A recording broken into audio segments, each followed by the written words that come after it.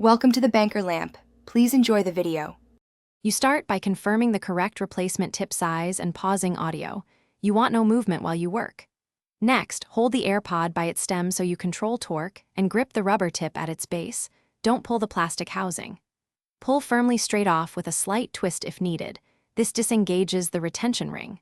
Once the tip comes off, inspect both the silicone and the connector for debris so the new tip will seat properly and form a clean seal.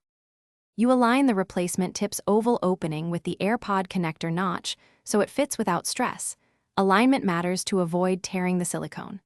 Press straight onto the stem until you feel or hear a subtle click. This is the retention ring snapping into place. Once clicked, give a gentle twist and tug to confirm it won't come off during use.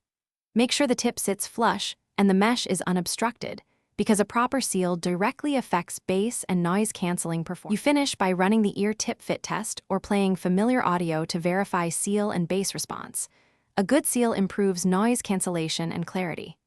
If audio sounds thin or muffled, make sure the tip is fully seated, try the other size, or clean the speaker mesh. Sometimes debris blocks sound.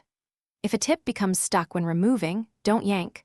Hold the stem, grip the silicone, and twist while pulling. If it won't budge, stop and contact Apple support to avoid damage.